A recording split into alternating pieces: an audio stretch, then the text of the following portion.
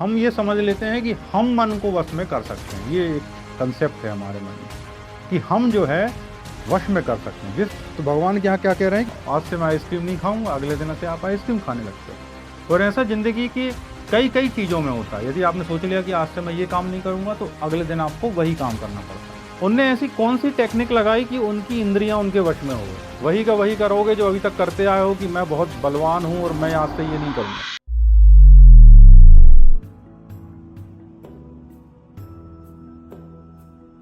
हरे कृष्णा।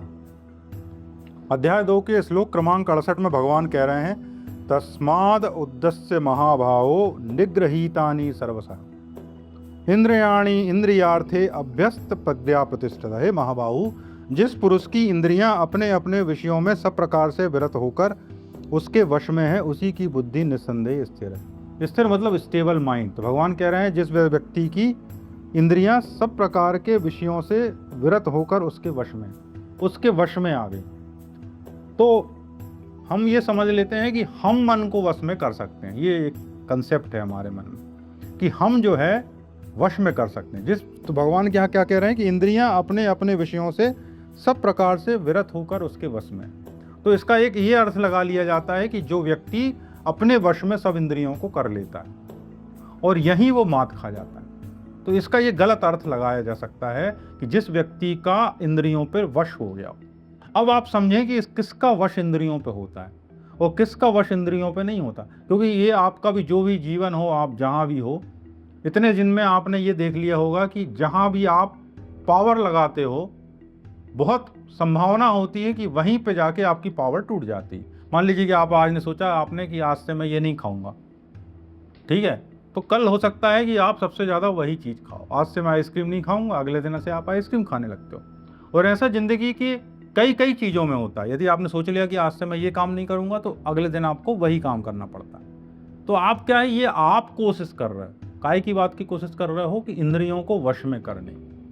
भगवान ही कह रहे हैं कि जिसका इंद्रिय विषयों से मन हट जाता है, उस पुरुष की बुद्धि उसके वश में हो जाती है और स्थिर हो जाती है। तो यहाँ ये समझना होगा कि आप इंद्रियों को वश में कर सकते हो क्या, या फिर इंद्रियां कैसे वश में होती हैं, या जिन भी व्यक्तियों की इंद्रियां उनके वश में थी वो व्यक्ति कैसे थे, उनके चरित्र क्या थे, उनके गुण क्या थे, स्वभाव क्या थे, उनने ऐसी कौन सी टेक्निक लगाई कि उनकी इंद्रियां उनके वश में हो गई। तो आपको सही दिशा मिल सकती है। वरना आप वही का वही करोगे जो अभी तक करते आए हो कि मैं बहुत बलवान हूं और मैं आज से ये नहीं करूंगा, तो उससे परिणाम ये होता है कि आप वही वही करते रहते हो और आपका जो मन है उसकी जो क्षमता है वो नष्ट हो जाती है। क्यों? क्योंकि आप जो है अपनी शक्ति आप में लगाते हो। तो मैं यहाँ बताना चाह रहा था कि जो मन है और जिसको अपन आई समझते हैं, जैसे मान लीजिए कि मैं फलाना हूँ और मैं जैसे मैं समझता हूँ, वो भी एक भाव ही है, मैं का भाव। और मैं का भाव इंद्रियों के समकक्ष है, समझ रहे हैं। जैसे मान लीजिए ये इंद्रियां हैं, ये दो इंद्रियां हैं, और आपके अंदर ये मान लीजिए कि मैं का भाव है, तो मैं का भाव मान लीजिए कि ये तीसरा है। तो ये जो तीनों चीजें हैं वो एक तल पे हैं। अब एक तल का आदमी इन दोनों को कंट्रोल नहीं कर सकता, इसलिए हम कितना भी कोशिश कर लें अपनी इंद्रियों को कंट्रोल नहीं कर पाते, क्योंकि हम तीनों इस लेवल पे हैं। और जो पार का तत्व है, जिसको हम कृष्ण कहते हैं, भगवान कहते हैं, वो इन तीनों के पार है।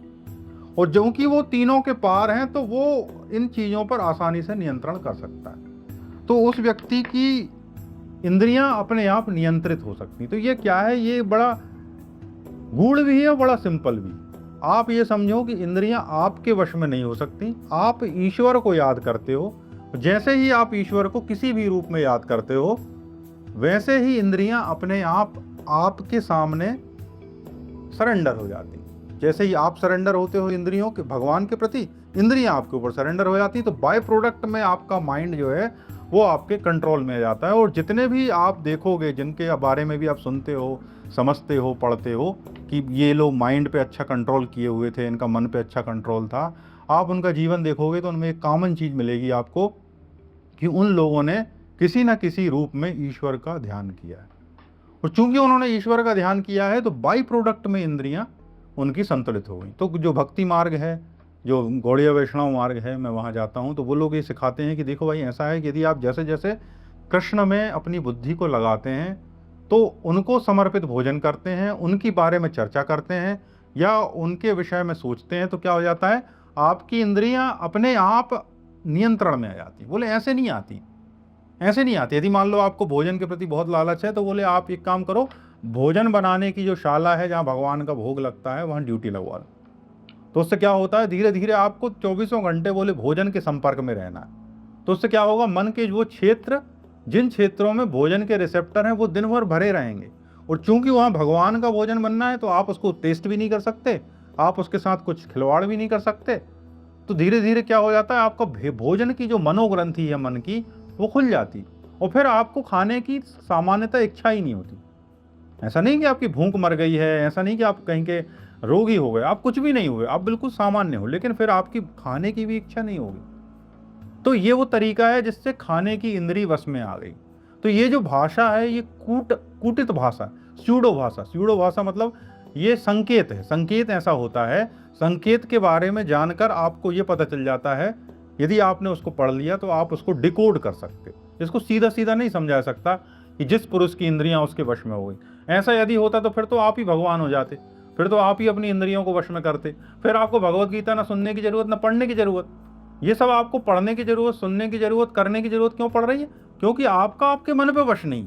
जिस व्यक्ति का उसके मन पे वश नहीं है, उसी को ये तकलीफ आई होगी, तभी वो भगवत गीता पढ़ रहा है, भगवत गीता को जानने की, समझने का प्रयास कर रहा है। तो आपके जीवन में बिल्कुल सीधा सीधा फॉर्मेट है, सीधा सीधा सिस्टम है।